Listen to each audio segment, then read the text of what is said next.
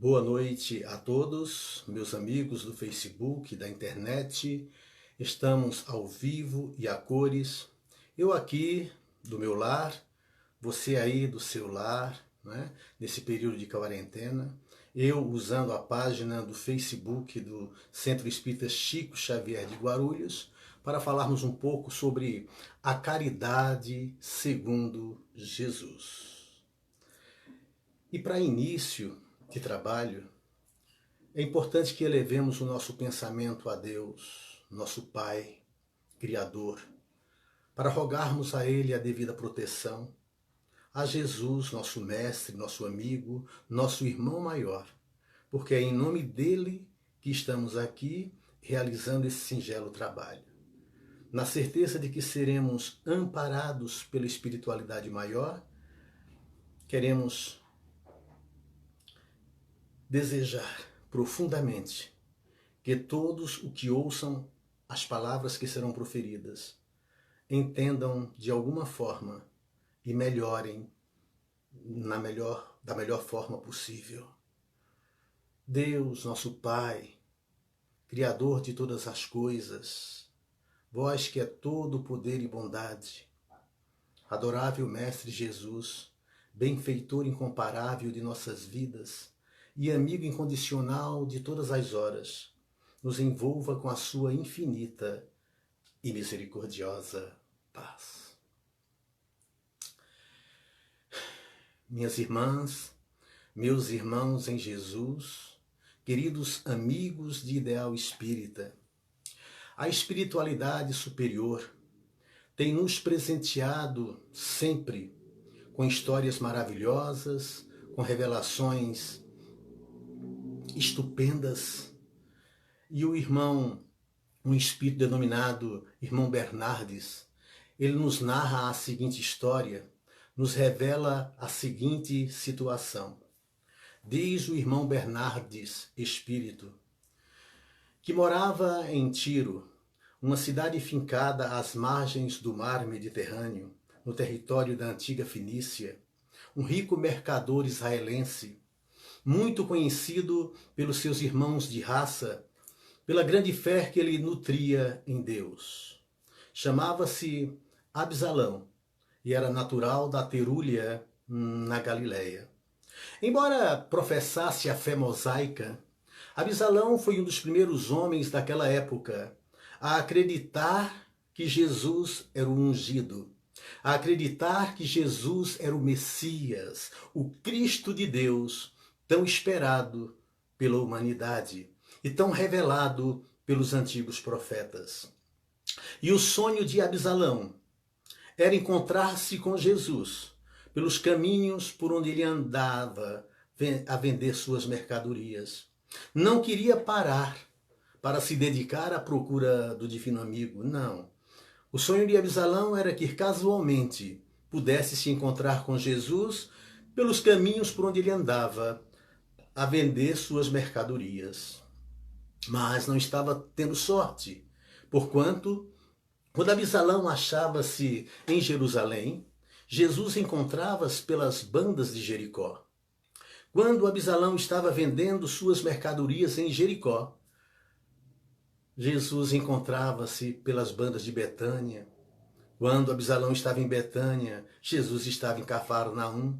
E assim, Absalão não estava tendo sorte de encontrar-se com o Cristo de Deus, segundo a sua nova crença, embora professasse a fé mosaica.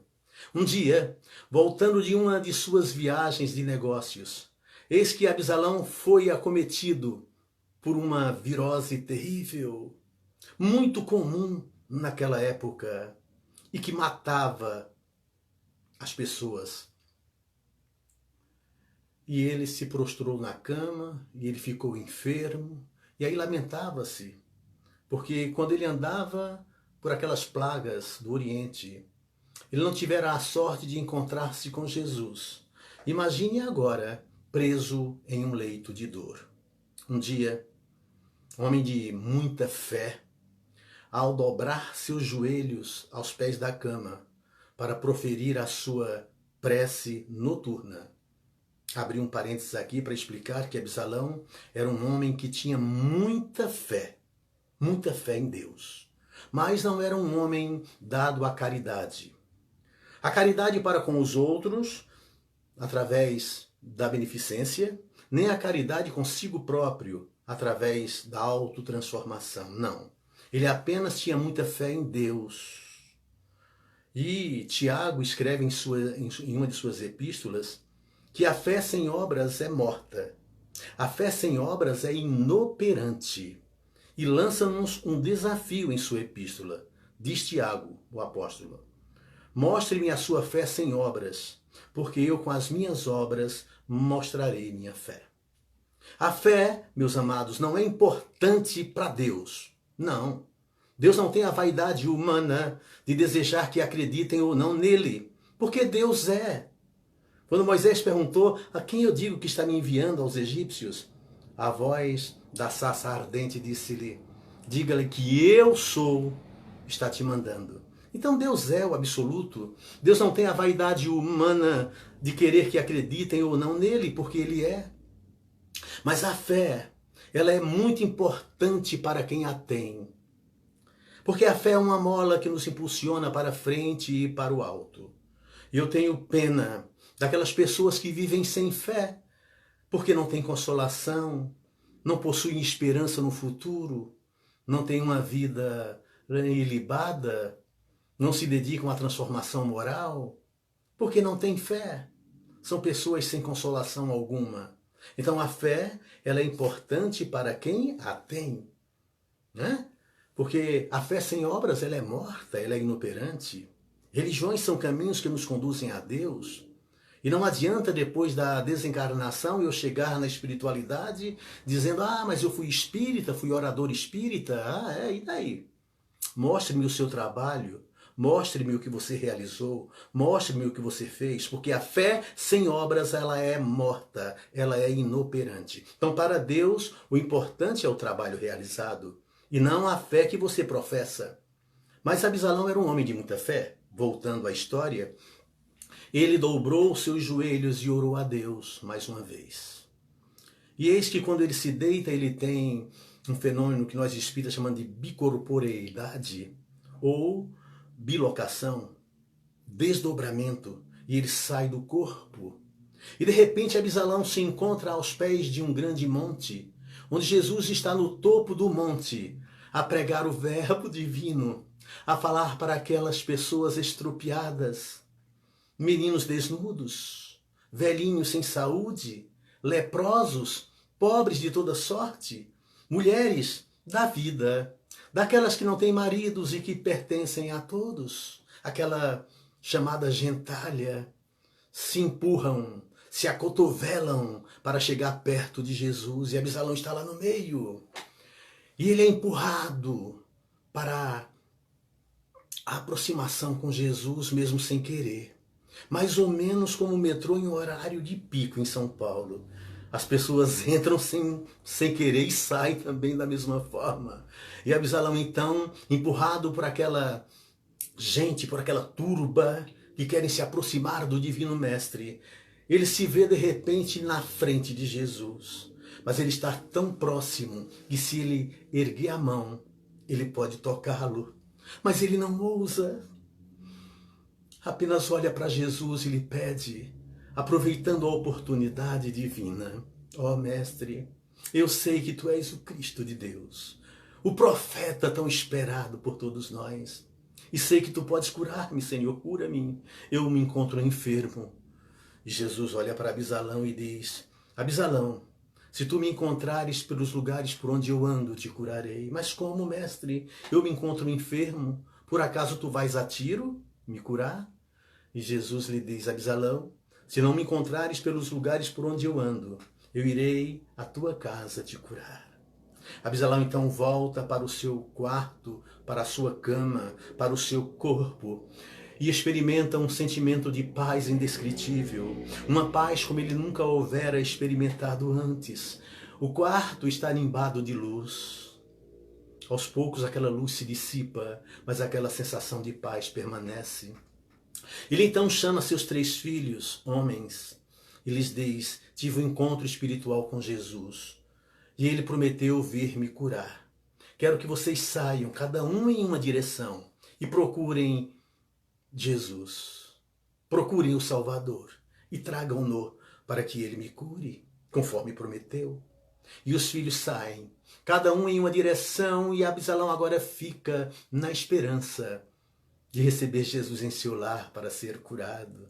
Passam-se os dias e o primeiro dos filhos volta com uma notícia não muito boa. Ó pai, eu andei por todos os lugares, mas não encontrei Jesus. Como aquele homem anda, pai. Quando eu me encontrava em uma região, ele estava em outra. Quando eu me dirigia para aquela outra região, Jesus já se encontrava em outro lugar.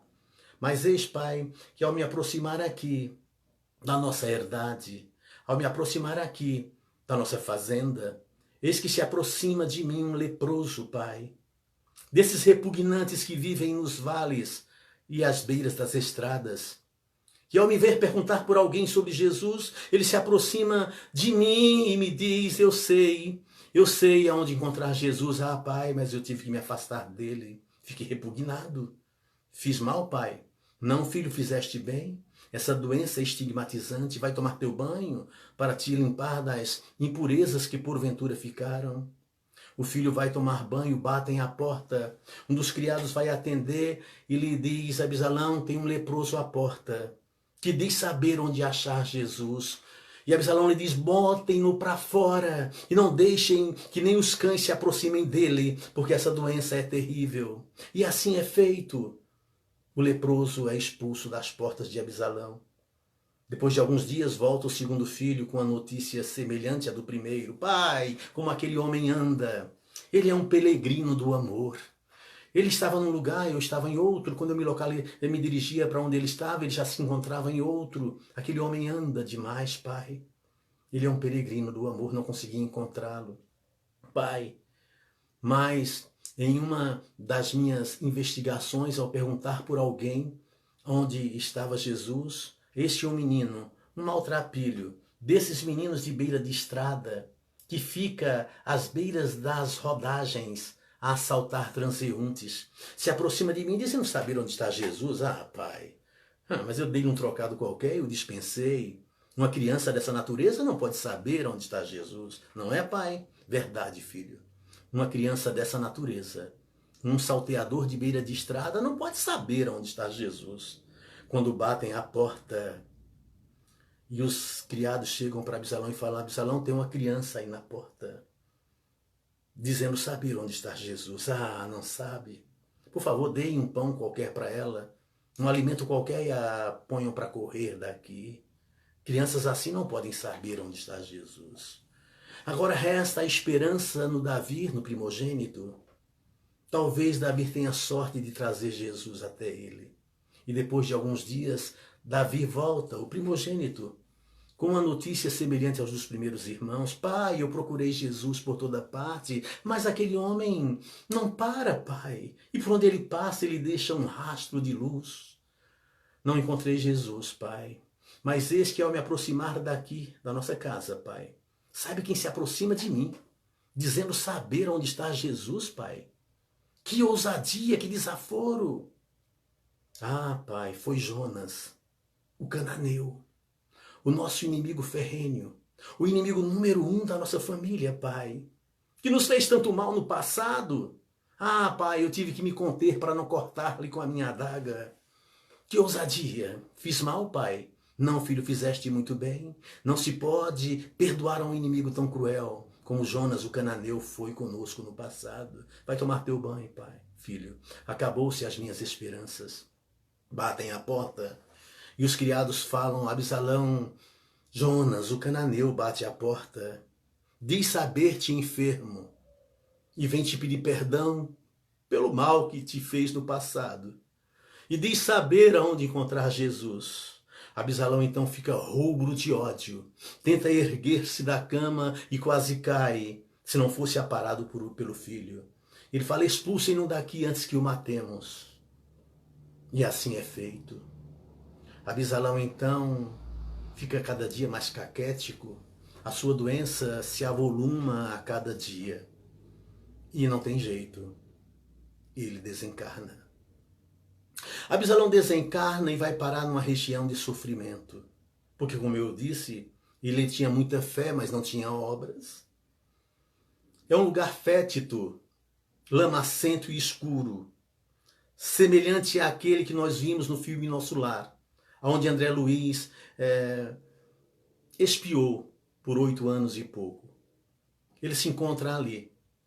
O que os teólogos chamam de inferno, outros chamam de purgatório, os espíritas chamam de umbral, mas isso não tem importância, porque o lugar de sofrimento é o mesmo.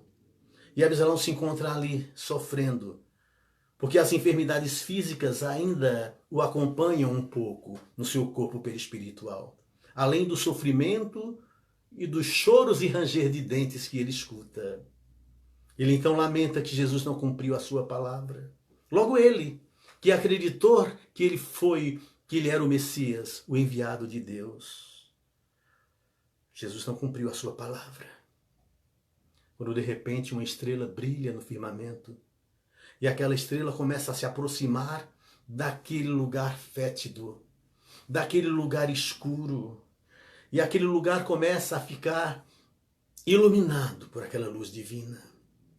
Absalão então cai genuflexo diante da luz e ouve uma voz que lhe pergunta: que queres de mim, Absalão? Absalão pergunta: quem é? Eu sou Jesus. Mestre, você não cumpriu a sua palavra de ir até minha casa em Tiro e curar minha enfermidade. E a voz lhe diz: Absalão, eu estive na tua casa 3 vezes e tu não me recebestes. Quando, mestre? Primeiro, eu me aproximei na figura de um leproso.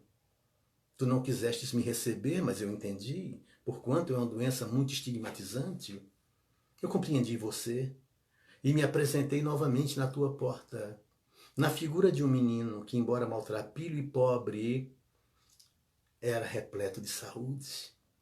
Mas mesmo assim você não me recebeu e me botou para fora. E pela 3ª vez eu me aproximei da tua casa, na figura de Judas, o cananeu, o teu inimigo do passado, para te pedir perdão. E você mais uma vez me expulsou. Mestre, disse Absalão, como que eu poderia te reconhecer na figura nessas três figuras? Como que eu poderia te reconhecer na figura de um leproso? Como que eu poderia te reconhecer na figura de um menino pobre, maltrapilho, salteador de beira de estrada? Como que eu poderia te reconhecer na figura do meu principal inimigo? Como, mestre? E aquela voz lhe disse: se tu tivesses cumprido o meu principal mandamento, tu terias me reconhecido no teu próximo. E qual é, mestre? Qual é o teu principal mandamento? E aquela voz lhe diz: amar ao próximo como se fora a ti mesmo. Se tivesses cumprido este mandamento, tu terias me reconhecido na figura de um deles. E Absalão então cai genuflexo. E aquela estrela se afasta novamente, deixando aquele lugar na escuridão. E Absalão fica ali sem saber quando vai ter fim o seu sofrimento. Para ele parece uma eternidade. Daí a origem na crença, talvez, das penas eternas. Porque não se sabe quando vai haver um fim. Absalão fica ali sofrendo. Como a maioria de nós, até de nós mesmos que nos consideramos cristãos.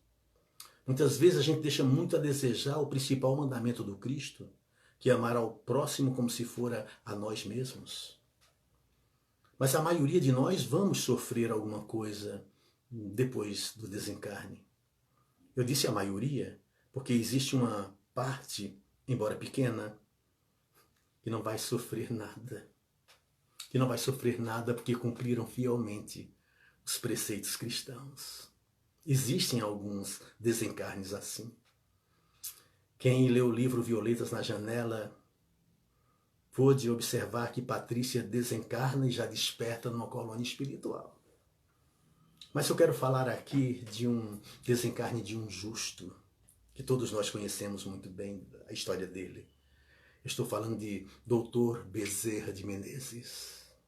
Dr. Bezerra de Menezes, que tem uma afinidade espiritual muito estreita com Divaldo Franco. Ele, uma vez, é questionado por Divaldo sobre qual foi a sua maior alegria no mundo dos espíritos. E Bezerra fala: Divaldo, minha maior alegria no mundo espiritual foi no dia que eu desencarnei. Eu desencarnei no meu quarto humilde da minha pobre residência. Ele era deputado federal. Quarto humilde de uma humilde residência. E fui despertado por Celina, enviada de Maria, Mãe Santíssima, que me acorda e diz: acorda, Bezerra. Tu já te encontras no mundo espiritual e Maria manda te dizer que despertes para seres felizes, para seres feliz. Então eu abro os olhos e vejo Celina, e vejo que o meu quarto está cheio de amigos que me antecederam na grande viagem, espíritas e não espíritas, familiares e não familiares. Eu fico tão feliz, Divaldo. Mas eu fico tão feliz de vê-los. Estão ali para me recepcionar. Mas eu ouço um murmurinho, um barulho muito forte lá fora. E eu pergunto para Celina: Celina, que barulho é esse? E ela vai até a janela, olha e diz: vem ver você mesmo, Bezerra. E eu me levanto e vou. E eu chego na janela e eu vejo uma multidão de espíritos que cantam Hosana em minha homenagem, que me desejam felicidade no meu regresso à pátria espiritual. Eu fico tão feliz, Divaldo, com aquela recepção amorosa. E eu olho para eles e não reconheço nenhum. E pergunto a Celina: mas Celina, quem são? Eu não estou reconhecendo nenhum deles. E Celina fala: são aqueles, Bezerra, que você ajudou por ajudar. São aqueles, Bezerra, que você amou por amar, sem sequer questionar quem são, quais eram seus nomes. Por isso que agora você não reconhece ninguém, mas olha lá, Bezerra, aquela mulher que você comprou a cesta básica para ela sustentar a família que passava fome. Olha aquela outra, Bezerra, aquela que você subiu o morro do Rio de Janeiro para curar o filho dela, deixando seu próprio filho enfermo, em uma noite de chuva barrenta, e você deixa seu filho com a sua esposa e sobe o morro do rio para salvar o filho daquela mulher. Olha ela lá, Bezerra, te desejando boas-vindas e feliz com o teu regresso à pátria maior. Olha aquela outra, Bezerra, que você tirou seu anel de formatura para que ela comprasse o remédio para o filho dela. São aqueles, Bezerra, desaventurados que você ajudou, que você amou por amar. Então aí, para desejar boas-vindas. Pois foi essa, Divaldo diz Bezerra, a minha maior alegria, a minha maior felicidade no mundo espiritual. Foi a recepção, foi o dia em que eu desencarnei. Foi o melhor dia da minha vida. Tomara, meus irmãos, que nós possamos viver mais ou menos assim. Porque um dia nós vamos desencarnar mesmo. E como será o nosso regresso? Como vai ser? O que nós levaremos na bagagem?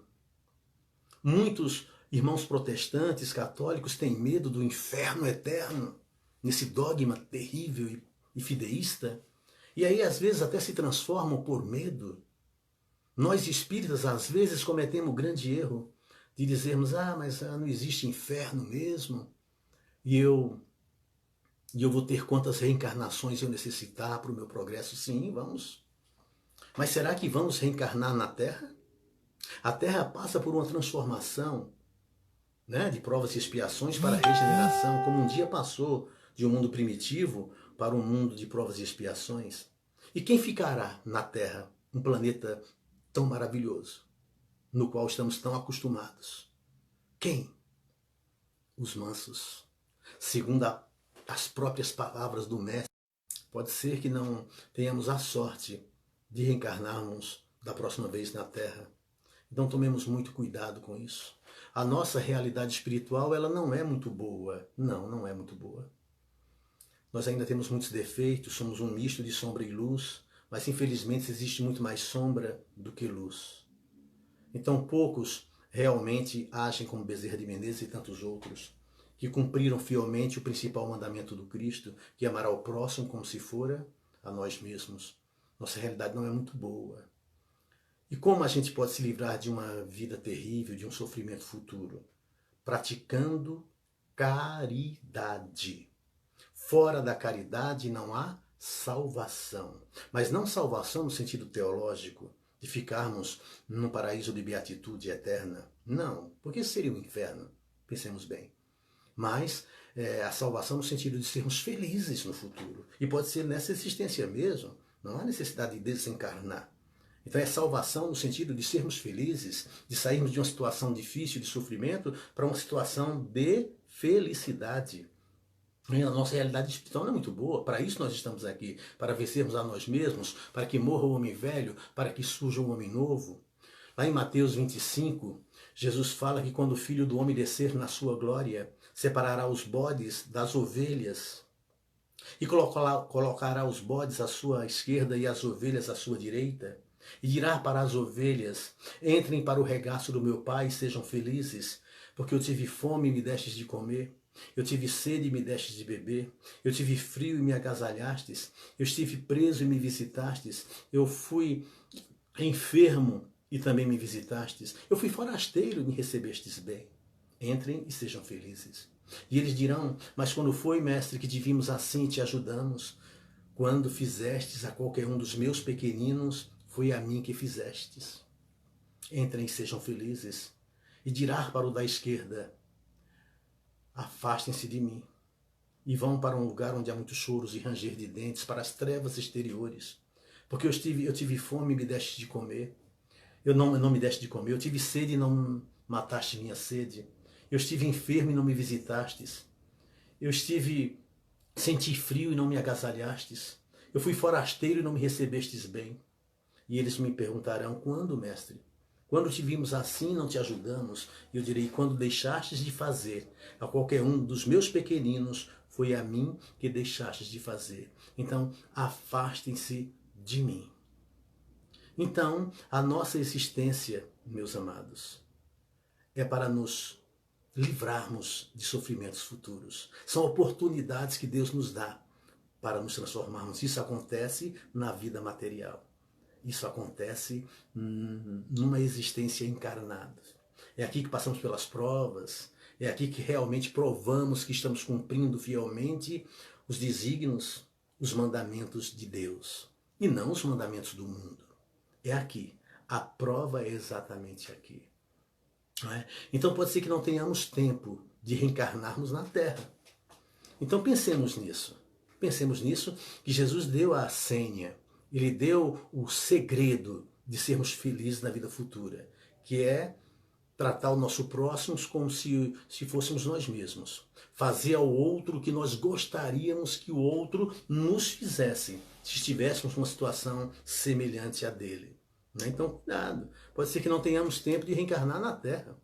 Embora a reencarnação seja uma lei divina e biológica, pode ser que não tenhamos tempo de reencarnar na Terra. E aí? Será que um dia vamos ter saudade de um paraíso perdido? Como os antigos capelinos? Então, é para a gente pensar. Conta-se que um jovem foi procurado pelo seu médico, o médico da família, e fala assim: ainda bem que eu te achei, o médico fala para ele. Ele fala: por quê? Porque eu tenho duas notícias para te dar. Uma é ruim e a outra é pior ainda. Qual que você quer ouvir primeiro? E o homem fala: conta a ruim primeiro, doutor. O doutor fala: a ruim é que você só tem 24 horas de vida. Mas, doutor, existe alguma coisa pior do que isso? E o doutor fala para ele assim: a pior é que eu estou te procurando desde ontem para te dar essa notícia. Então, meus amados, é como eu sempre falo, não existe nada ruim que não possa piorar, mas também não existe nada tão bom que não possa melhorar. Então tudo está em nossas mãos. Tudo vai depender de nós mesmos, não é? E o lema da doutrina espírita é: fora da caridade não há salvação. É fora da caridade que não há salvação. Não é fora da igreja. Não é fora do espiritismo. Não é fora da religião. Religião é produto do homem. São caminhos que nos conduzem a Deus. São importantes. E eu adoro as religiões, porque são caminhos, né? Mas não é fora das religiões, meus amados, é fora da caridade. Essa é a bandeira do espiritismo. Fora da caridade não há salvação, fora da caridade não há felicidade. Os bem-aventurados do Sermão da Montanha, os felizes, fora da caridade não há. Não há. Não há seres felizes, não há salvação nenhuma nesse sentido. Mas qual é, se a bandeira do Espiritismo é fora da caridade não há salvação, qual é então o modelo? Aquele espírito no qual nós devemos nos espelhar? E a resposta é Jesus. O espírito no qual nós devemos nos espelhar, o espírito mais puro, mais perfeito que já passou pela terra, chama-se Jesus de Nazaré. É nele que nós devemos nos espelhar. A doutrina espírita é clara nisso tudo. Na questão 967 do Livro dos Espíritos, quando Kardec pergunta em que consiste a felicidade dos bons espíritos, a resposta é longa. É conhecer todas as coisas, é estar em contato com Deus, é viverem sempre em harmonia, não é? Mas uma das coisas que me chamou a atenção é eles se comprazem em fazer o bem. Eles são felizes em fazer o bem. Fazer o bem é o segredo, então. Fazer o bem é fazer a caridade. Esse é o segredo da felicidade. Aí eu me lembro de Aristóteles. Aristóteles, que foi discípulo de Platão, que por sua vez foi discípulo de Sócrates, que foram homens que também assinaram os prolegômenos do Livro dos Espíritos, faziam parte da falange do Espírito da Verdade. Seus nomes estão lá nos prolegômenos. Me lembro que Aristóteles, quando era encarnado na antiga Grécia, ele sempre falava: não existe caminho para a felicidade. A felicidade é o caminho. A felicidade é o caminho. E é fazer o bem. Você é feliz fazendo o bem. A felicidade consiste em fazer o bem. E para brincar, eu não sei, talvez ele dizia assim: você quer ser feliz por um instante? Tenha um momento de prazer. Quer ser feliz por uma hora? Tire uma soneca. Quer ser feliz por um dia? Vá pescar. Quer ser feliz por um mês? Case-se. Quer ser feliz por uma semana? Faça uma viagem. Quer ser feliz por um ano? Herde uma fortuna. Talvez hoje ele diria: ganhe na Mega Sena. Mas quer ser feliz a vida inteira? Faça o bem. Porque é dando que se recebe. Francisco de Assis já falou sobre isso. É dando que se recebe. Então, a felicidade dos bons espíritos consiste em uma das coisas, em fazer o bem. Eles se comprazem em fazer o bem. Porque aquele que acende uma luz é o primeiro a iluminar-se. É o primeiro a iluminar-se. Aquele prazer que a gente tem de ajudar alguém. Esse prazer é intransferível. É somente aquele que faz que sabe exatamente. Mas se Jesus é o modelo, e se fora da caridade não há salvação, Kardec se preocupou com isso. E na questão 886 ele pergunta para os espíritos venerandos: qual é o sentido da palavra caridade como entendia Jesus? E a resposta é: benevolência para com todos, indulgência com as imperfeições alheias e perdão das ofensas. São os três pilares da verdadeira caridade como entendia Jesus. Tem muita gente que pensa que dar esmola, ajudar alguém materialmente é a caridade. Sim, é uma pequena parcela da caridade, mas está longe de ser a verdadeira caridade como entendia Jesus. É porque quem está com fome precisa de um pão. E quando você dá um pão a quem tem fome, você está realmente fazendo a caridade, né? Mas é uma das pequenas parcelas só da benevolência para com todos. A esmola está dentro disso. Benevolência para com todos. Mas não é só isso. É indulgência com as imperfeições alheias e perdão das ofensas. Então é benevolência. Tem gente que só dá o que sobra. Dá o que sobra e acha que está fazendo muita coisa, né? Uma vez eu vi um especialista no assunto falar com uma apresentadora de televisão antiga se ela se considerava uma pessoa boa. E ela disse sim. Ele falou: por quê? Ela disse: porque eu pago bem meus funcionários, eu ajudo instituições filantrópicas, eu me sinto uma pessoa boa. Ele olhou para ela assim e disse: você já deu alguma coisa que te fizesse falta? Ela pensou um pouco e disse: não, nunca dei nada que me fizesse falta. Ele então disse sinceramente para ela: então verdadeiramente você não é uma pessoa boa. que você só dá o que sobra. Lembrei daquela história de um mendigo, que na delegacia é questionado pelo delegado, que lhe diz: você é um ingrato. Você é um ingrato. Como é que aquele homem te deu um pão e você jogou uma pedra na vidraça da casa dele? E o mendigo olha para o doutor delegado e diz: não, doutor, não foi pedra não, foi o pão que aquele sobrinho me deu. Imagine a condição do pão que aquele homem deu. Então isso não é caridade. Até para dar uma esmola, um benefício material para alguém, a gente tem que saber dar, para não constranger. Senão fica uma anticaridade. Aquilo que poderia ser uma caridade, se eu faço propaganda ou se eu humilho, deixa de ser caridade. Então eu não estou sendo benevolente para com todos. Então até para fazer a caridade material a gente precisa saber fazer. Para não constranger aquele que necessita, que já passa por uma situação difícil. Então é benevolência para com todos, indulgência com as imperfeições alheias e perdão das ofensas. Esse é o sentido amplo da palavra caridade. Indulgência com as imperfeições alheias, porque eu tenho muitas a serem vencidas. Eu tenho muitas imperfeições para serem vencidas. Então como eu posso ser maledicente com as imperfeições dos outros, se eu tenho as minhas para vencer? Então que eu olhe as virtudes que os outros já desenvolveram, para que eu ame as pessoas. E que eu olhe as minhas imperfeições para combatê-las. Esse é o segredo. Eu tenho que compreender as imperfeições dos outros, uma vez que ninguém é perfeito, que estamos mais ou menos no mesmo patamar. Porque o que a psicologia chama de projeção, eu projeto para o outro que na verdade eu tenho dentro de mim.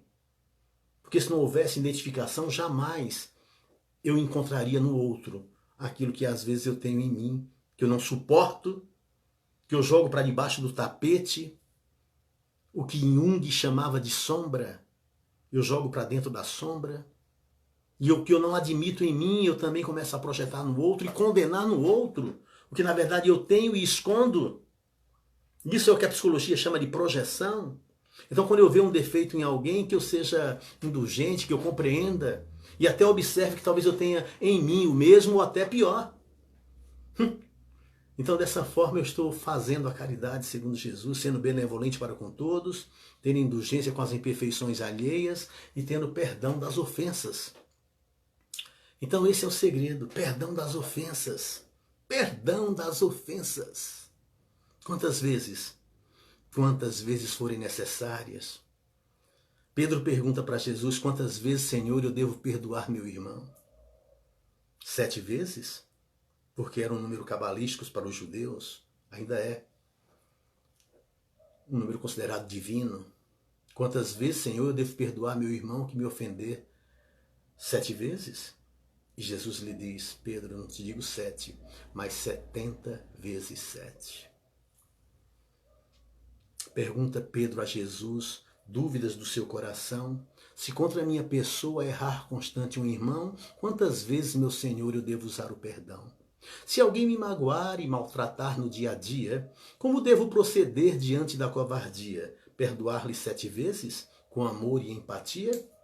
Com muito amor no olhar, Jesus responde e repete que o perdão puro e sincero, muita luz ele reflete. Portanto, perdoe não 7, mas 70 vezes 7. E perdoar. Perdoar não é esquecer. Esquecer é amnésia. Você precisa lembrar, mas aquilo não te fazer mais mal, não te incomodar mais. Porque ninguém esquece. Isso faz parte da memória. Perdoar é você não se ofender mais com aquilo. Lembro-me de uma história hilária de uma família que realizava o evangelho no lar. E naquele dia, a mãe pediu para a pequena Aninha fazer a prece final. E ela rezou o Pai Nosso, que fala do perdão. E quando a pequena Aninha rezou o Pai Nosso, ela colocou uma frase a mais na oração. Naquela parte que diz assim: Senhor, perdoai as nossas ofensas, as nossas dívidas, assim como nós perdoamos os nossos devedores, não é isso? A Aninha disse assim: Senhor, perdoai as nossas dívidas, assim como perdoamos os nossos devedores, depois deles terem nos pago o que nos devem. Terminou a oração, a mãe não disse nada, porque não se deve realmente entrar em debate no Evangelho no lar. E depois de uma hora, depois de realizado o Evangelho, a mãe questionou a Aninha, disse: Aninha, Eu percebi que hoje, na leitura, na realização do Evangelho, na sua prece final, ao rezar o Pai Nosso, você colocou uma frase a mais. Você disse para perdoarmos os nossos devedores depois deles terem nos pago o que nos devem.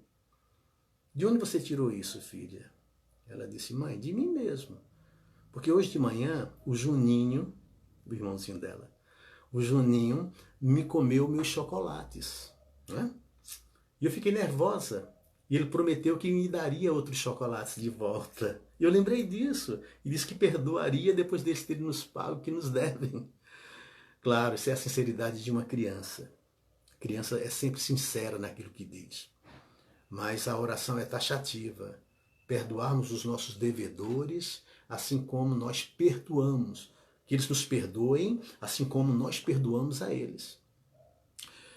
Que perdoem as nossas ofensas da mesma forma como eu perdoo as ofensas sofridas. Da mesma forma. Então, se eu não perdoar, eu estou pedindo na oração do Pai Nosso que não me perdoem.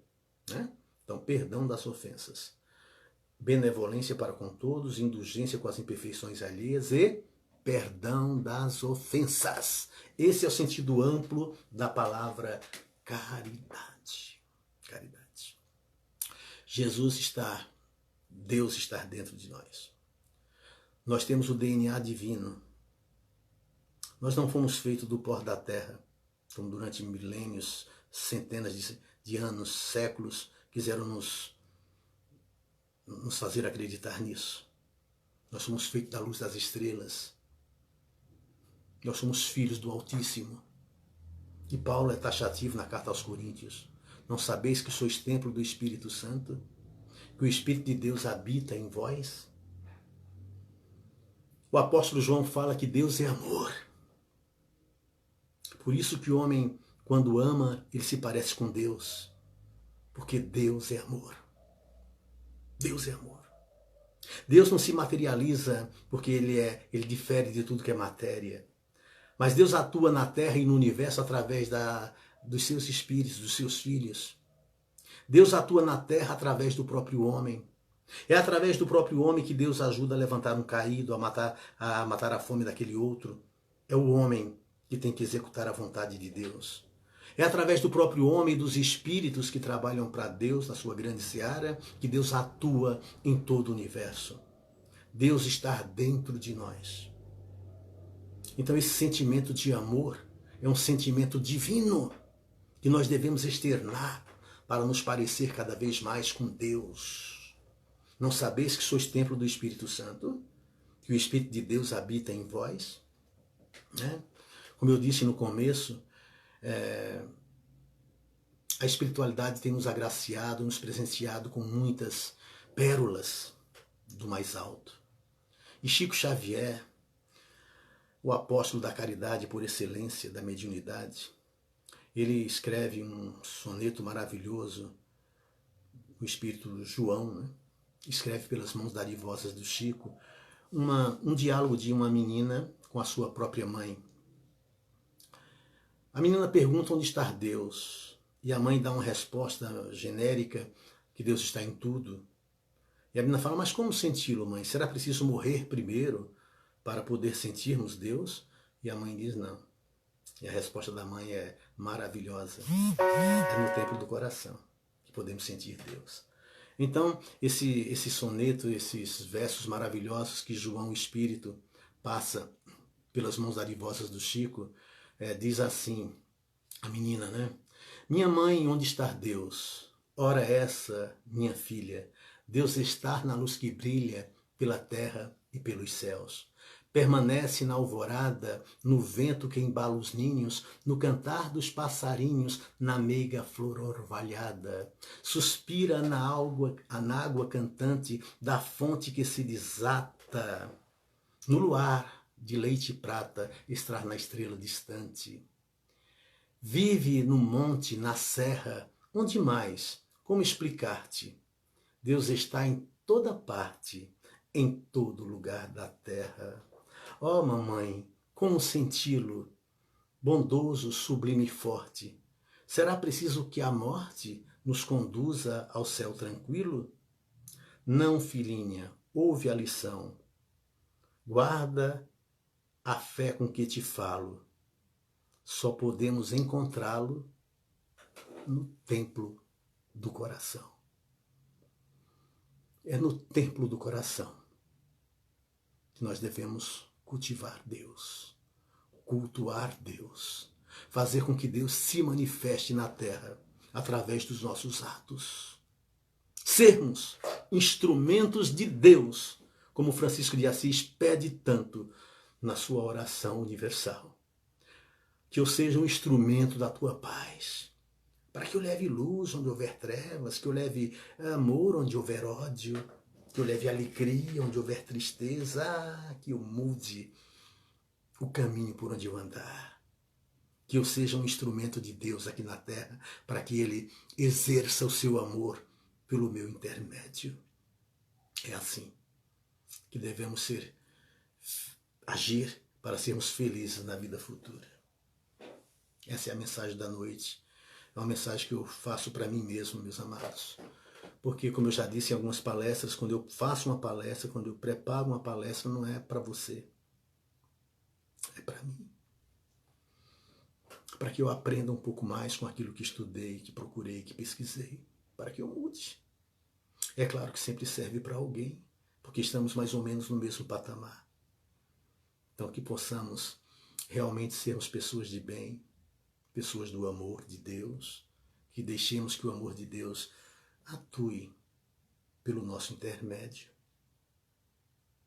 Dizem que havia um homem bom, um homem santo, um homem que só fazia o bem, que tinha sempre uma palavra de otimismo, de alegria para dar para as pessoas. E era assim que ele vivia, deixando um rastro de luz por onde ele passava, ao ponto das pessoas dizerem: é um homem santo. Quando ele morrer, ele vai direto para o céu. E conta a lenda que esse homem um dia morreu e foi para o céu. Qual seria a religião desse homem? Não sei. Isso não tem a menor importância, porque ele fazia a caridade no seu sentido mais amplo. E conta a lenda que esse homem morreu e foi para o céu. Aí conta a lenda que ao chegar no céu, a fila estava imensa na recepção, na porta, no balcão de recepção do céu. E tinha uma anja atendendo toda aquela fila, parecia a fila do INSS. E aquele homem então fica ali na fila, mas ele está feliz. E ele começa a contar coisas alegres para as pessoas no seu entorno. E começa a alegrar as pessoas daquela fila que estão ali próximo a ele. Não é? E ele está ali feliz e tal. E quando chega a vez dele, a anja pergunta ali o nome. E ele fala. Quando ele declina o nome, a anja procura o nome dele nos fichários divinos. Naquela época o céu ainda não era informatizado. Era tudo na mão, manual mesmo.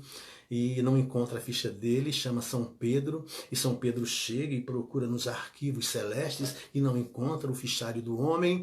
Aí chega para ele e fala: seu lugar não é aqui, não. Ele fala: não. E onde é o meu lugar? Seu lugar é no inferno. Sua ficha não está aqui, então seu lugar não é aqui. Aí ele fala: e como é que eu faço para chegar lá? No inferno. E São Pedro fala: tá vendo aquele elevador ali? Entre, aperte a tecla inferno e desça. Quando a porta se abrir lá embaixo, você está no inferno, é lá o seu lugar. O homem então vai cantando hinos, assoviando uma música suave, porque o céu está dentro dele. Céus e infernos estão dentro da gente. E aquele homem já tinha o céu dentro dele. Em qualquer lugar que ele estivesse, ele estaria no céu. Então ele vai cantando hinos de louvores, porque para ele não importa o lugar. Ele entra no elevador e aperta a tecla inferno e desce. E quando a porta se abre lá embaixo, ele vê tanto sofrimento, tantos choros, tanto ranger de dentes. E aí ele começa a levantar o caído.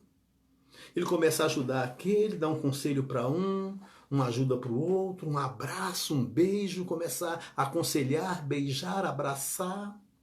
E conta a lenda que o diabo olha para ele com o nariz torcido. Isso não está muito bom, não. Uma semana, meus amados. Conta a história lendária que só se passou uma semana. O diabo o pega pelas mãos, entra com ele no elevador, aperta a tecla céu e sobe. Sobe. Sobe, chega lá, abre, chama São Pedro e fala: Pedro, o lugar desse homem não é lá não, é aqui. Pedro fala: por quê? Porque ele chegou lá como quem não quer nada, foi aconselhando as pessoas, levantando um caído, beijando, abraçando, aconselhando. Agora está todo mundo fazendo isso lá. Então lá não é lugar disso é aqui. Então o lugar desse homem não é lá. Meus amados, eu sempre encerro esta lenda, essa história, dizendo assim: que vivamos assim, como esse homem. Não importa a religião que professemos, mas que vivamos assim. Porque um dia nós vamos desencarnar. E eu sei que não existe inferno eterno, nem céus eternos. Nós somos eternos. Nós somos imortais. Isso eu sei. Mas um dia vamos desencarnar. E se por obra do destino nós formos, por erro de uma anja, de um espírito mal informado, levados para um lugar de sofrimento, pelas regiões purgatoriais ou umbralinas, não importa o nome, que os líderes daquela região nos pegue pelo braço e nos leve para o nosso lugar de merecimento. Que possamos todos viver dessa forma é o que eu desejo de coração. E quero encerrar essa live deixando, como sempre eu estou fazendo nas lives que eu estou promovendo, não uma despedida como eu costumo fazer nas reuniões públicas presenciais, mas eu me lembrei de uma saudação escocesa, de uma Escócia medieval, camponesa ainda, que aqueles homens, quando se despediam das pessoas que eles amavam, eles diziam mais ou menos as seguintes palavras, que eu quero fazê-las minhas: que o vento sempre sopra em suas costas, impulsionando-o avante. Que o sol sempre brilha em seu rosto, levando luz e alegria de viver em sua vida, às vezes difícil. Que a chuva sempre caia em seus pastos, e até nos encontrarmos de novo, que Deus o tenha e a tenha tranquilo e suave na palma de sua mão. Muito obrigado. Meus amados, vamos agradecer a Deus por esses instantes que acabamos de vivenciar uns com os outros, embora na distância, conectados por um sentimento nobre de amor. Que Deus nos dê esperanças, saúde, que Deus nos livre de todas as pestes, epidemias, sofrimentos, que tenhamos uma boa saúde para desenvolvermos a contento o nosso trabalho. Que possamos ser os melhores instrumentos do amor de Deus. Porque quando o amor de Deus passa por cada um de nós na direção do próximo, os primeiros beneficiados somos nós mesmos, porque recebemos o amor de Deus.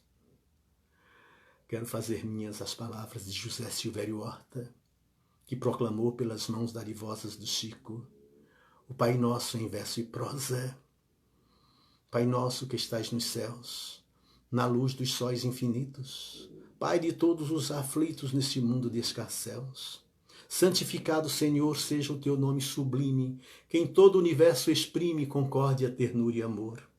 Venha ao nosso coração o teu reino de bondade, de paz e de claridade na estrada da redenção. Cumpra-se o teu mandamento, que não vacila e não erra, no céu como em toda a terra de luta e de sofrimento. Livra-nos de todo mal, dai-nos o pão no caminho, feito na luz do carinho do pão espiritual. Perdoa-nos, meu Senhor, os débitos tenebrosos de passados escabrosos de iniquidade e de dor.